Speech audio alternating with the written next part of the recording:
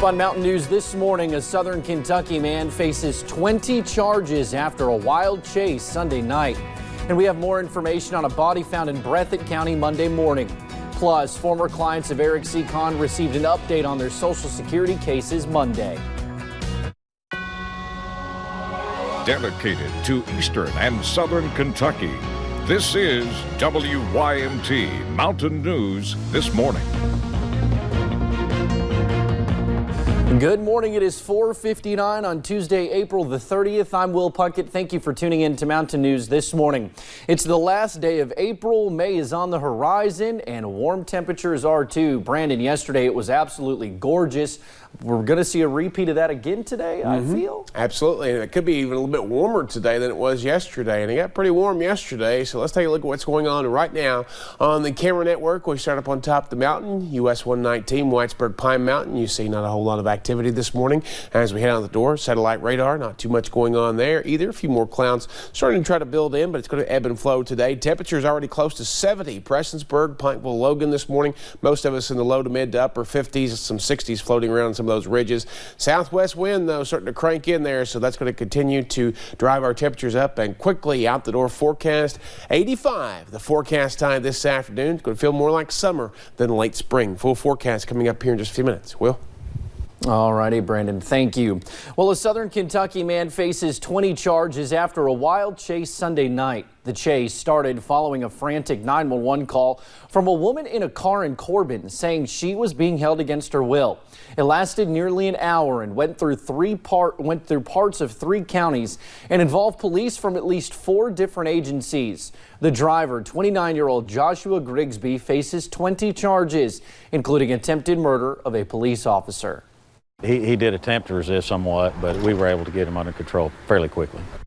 Police arrested a passenger, Tyler Williams, because he refused to get out of the car with Grigsby. The woman who called 911 was also found in the car. Police say she claimed she was sexually assaulted. They are still investigating that claim. A tough 24 hours for a Breathitt County family. First, a relaxing trip down the river led them to a body. Then Monday, officials revealed that person is a family member, Kenneth Nice. They feared it might be him when they found him. Nice went missing earlier this year. Now they wait to learn what happened to him. I talked with them yesterday about the discovery. What started as a peaceful Sunday morning quickly turned into a call for help. And they hadn't been in the river 2 minutes and found a body. Family members of Kenneth Nice planned to take a stroll down the river, but just across the field and over the bank from their front doorstep, a body floating in the river. And then when the water goes down, they put in right here.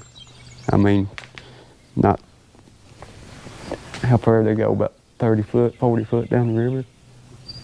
And then they run up on him. There were few answers Monday morning. There are a couple of cases that are ongoing at Post 13 with some missing individuals that could possibly, this could be related to. Questions now answered as officials say Kenneth Nice, who went missing in February, is the man his own family found. It's just been rough. You know, we'd like to see this end. But one big question of the case remains a mystery. What happened? At least we know where he's at. You know, we can put him away. An answer investigators hope medical examiners can answer. Now we are waiting to learn Nice's funeral arrangements. Once we learn those, we will pass them along. Now to the case of Danny Tin Can Napier. It remains open. He also went missing in February. Investigators believe he fell into the North Fork of the Kentucky River when it was running high. Anyone with information should call Kentucky State Police. A community in shock. 6-year-old Keegan Music died after an ATV crash Sunday afternoon in Pike County. It happened on Porter Lane in the Hurricane community. Police say 2 kids were riding the ATV when they made a U-turn and both fell off. Neighbor Melanie Compton says she will never forget the day. I was at the house, but they knocked on my door and told me, Melanie, you need to get down here and contact people. Start helping us contact people. I don't know if Keegan's going to make it. The driver of the ATV was not injured in the crash. Funeral arrangements have not been made, but if you want to donate money to help Keegan Music's family with those expenses, we have that information on our website at WYMT.com. Former clients of Eric C. Kahn received an update on their Social Security cases Monday in a meeting held by Prestonsburg attorney Ned Pillersdorf. Pillersdorf said the meeting was a way to update the former clients of Kahn since their names are not available in any public record. He said he wants to clear up any confusion for the nearly 800 people impacted who may not know the fight for their benefits is not over. With respect to the approximately 800 former Kahn clients who have lost their benefits, we have won a series of rulings in federal courts, which means it's likely that all 800 are likely to get their benefits back. Pillersdorf says he also encourages any person with a related pending private case in federal court to reach out to their attorney.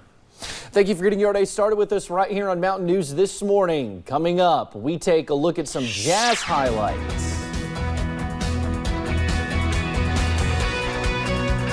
Another warm day is ahead, but temperatures will feel more like summer than mid-spring. I'll have all the details in about 3 minutes.